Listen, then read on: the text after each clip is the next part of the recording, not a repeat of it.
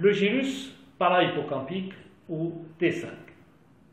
Il est situé sur la face interne de l'hémisphère, au-dessous de l'hippocampe.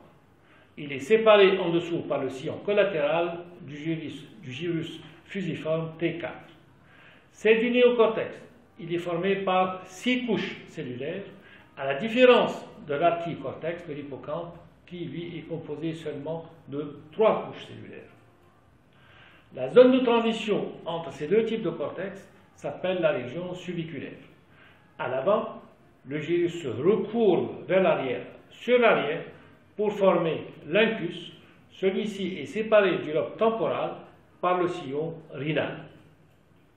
Le segment antérieur du gyrus parahippocampique contient l'aire entorhinale, d'où partent les afférences de l'hippocampe.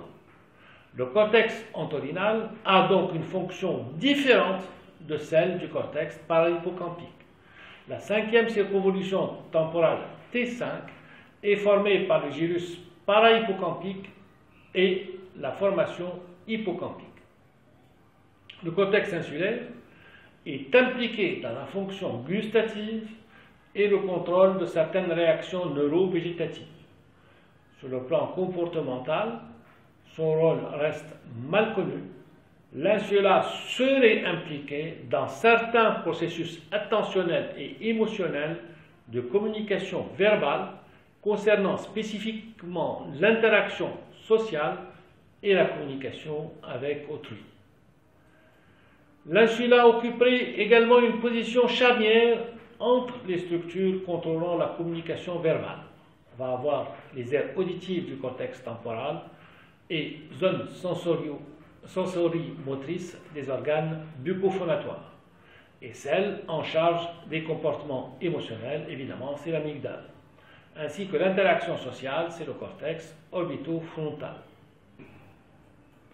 L'ensemble, gyrus singulaire, gyrus parahippocampique et diverses formations olfactives forment un anneau presque fermé qui s'appelle le gyrus fornicatus.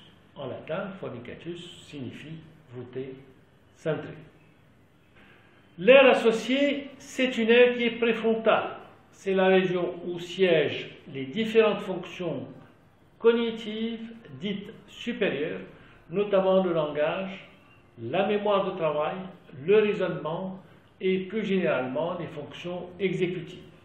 C'est aussi la région du goût et de l'odorat. C'est l'une des zones du cerveau qui a subi la plus forte expansion au cours de l'évolution des primates jusqu'aux hominidés.